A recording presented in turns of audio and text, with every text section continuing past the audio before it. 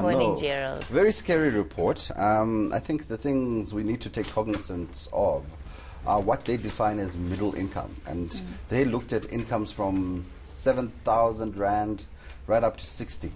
So that's what they term as middle income. And what it shows is that money behavior is actually not related to how much you earn, because regardless of those who are earning 60 grand a month or 7,000 Rand a month, the resultant is the same. It's 5 days and your salary is back to naught. And that really speaks to people needing financial education and the ability to manage their money, because it doesn't matter if you do not have the tools to manage money. Regardless of how much income you earn, you'll always end up with the same result. So the study also shows that oftentimes people have to resort to getting credit to keep afloat. Is this sustainable? Look, it's not sustainable. I think the data from the South African Reserve Bank quarterly bulletin, which shows that household debt to income is still well over 70% and household savings to income is less than 1%, shows that we're still highly indebted. And debt is not the way to manage money. I think what this study does is actually inculcate and reinforce the theory that wealth is measured in time. How long can you survive without an income? Therefore, it makes it relative. It doesn't matter how much you earn. It's about extending the amount of time you have with your money. So if it's 5 days this month, you want to try and make it 6, 7, and then one day January meets February, and then one day you don't need the salary. And I think that's why more and more South Africans are going for the second incomes. You know, I'm looking at this figure. There is 3 worlds apart, if I can even say that, between 7,000 Rand and 60,000 Rand. So, you know, the fact that regardless of that just disparity between those two figures, that the behavioral patterns are almost the same. Is it about the fact that perhaps when you're earning less, you accrue so much debt that even if you earn more, you're spending time trying to pay off that debt, or just that we don't know how to manage that money? I think it's a mixture of both. I think there's the psychological or psychosocial issues which are in play, but also I think it's about aspirations. You have a scenario where someone who's earning 20,000 Rand, for example, can afford to drive a top German sedan. Someone who's earning 60,000 is probably also driving the same car. How can that be? You're just saying that the two incomes are worlds apart, but you will find two people who earn wildly different incomes driving exactly the same car. And I think we need to start delving deeper into understanding what makes people do certain things with their money. Because the worrying thing is, if you can only survive 5 days into the new month with your income from the previous month, what happens if there's an emergency? What happens if life happens? And Gerald, do you have any tips for consumers as to how they can avoid the debt trap? I think the best tip is going back to basics. I think we all have needs and wants. And so, for example, a motor vehicle is a need.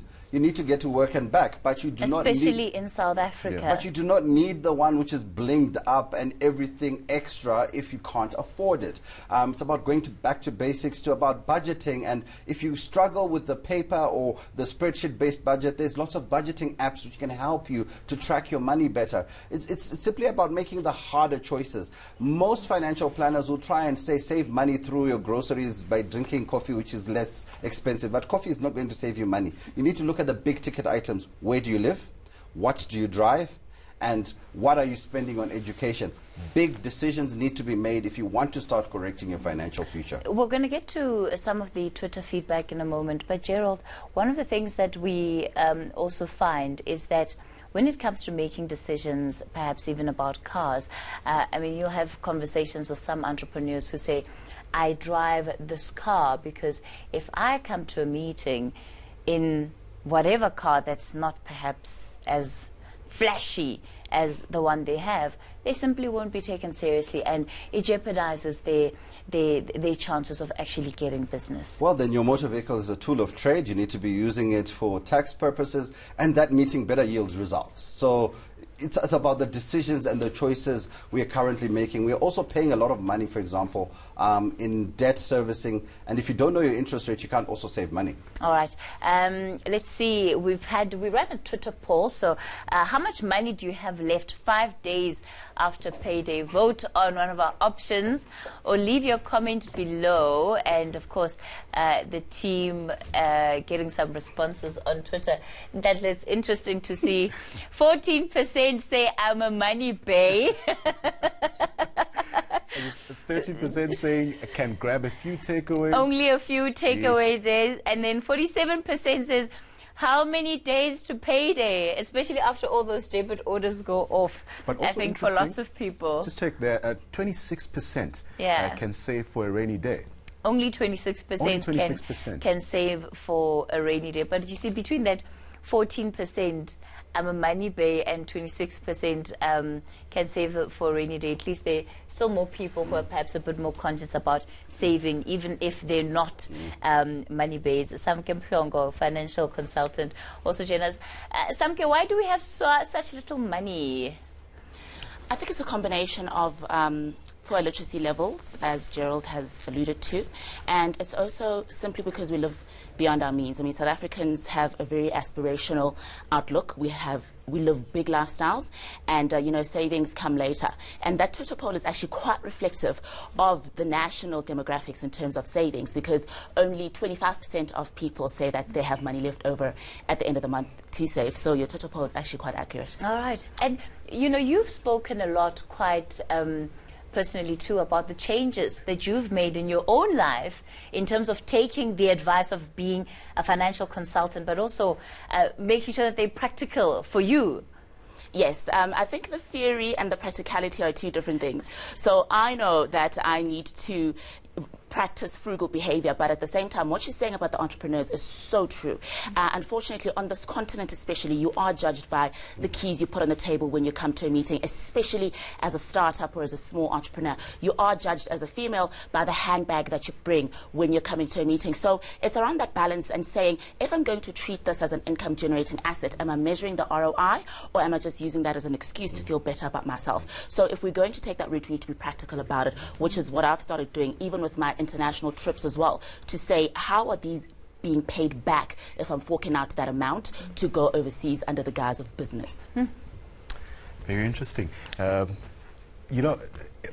find it very astonishing to kind of, getting a sense of many of my peers having been living in a debt trap, and I get a sense that more and more people are kind of living on debt and having to apply for extra credit. Are we seeing an upsurge in the number of people applying for credit just to stay afloat? I think not. Basically, the National Credit Act Amendment, the Amendment Act, made it more difficult for reckless lending from financial institutions, and it also made the criteria to qualify for credit harder. So now you have to provide 3 months bank statement, and it's much more thorough. Before they would say, do you spend money on transport? People would put 0 on transport. They walk to work just so that they can look like they have more disposable income at the end of the month. So it's more difficult to access credit, and I think a lot of people know that, which is why probably you've also started seeing a lot more people saving, because they're not saving because they learnt about it through financial literacy. They're saving because they've learnt about it through life happening. And I think although that's a good outcome, but that wasn't the that's an unintended consequence of bad behavior. What we need is the right behavior from the outset. So we need all these graduates who are on Instagram, who are coming through and saying, look, I've just graduated, I'm about to start work. They're getting those calls, they're getting those free credit offers. They need to start making the right decisions from the outset. Those of us who are already in debt, it's not the end of the world. There's probably debt which you are servicing, which if you can get a better or more competitive interest rate, you save. 1% reduction on a mortgage bond of 1 million rand at 10% will save you 1,000 rand roughly. So imagine if you do that after 5 years into your bond, because remember, when you applied for your bond, you were most risky to the bank. They didn't want to know you that well. Now you can make choices, start shopping around for better interest rates. As a savings institute, we're working with a website called mytreasury.coza. Start looking for better interest rates on the money you save. So we're also reading the Stokvel stories already, where Stokvels are losing money in terms of, are you getting a good interest rate as well on your bank? All right. Unfortunately, we have run out of time before we get fired. That was financial consultant Samke Mhlongo and South African Savings Institute acting CEO Gerald Mwandiambira.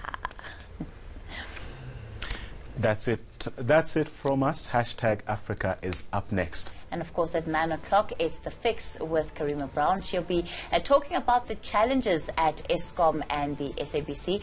Have yourselves a lovely Sunday morning.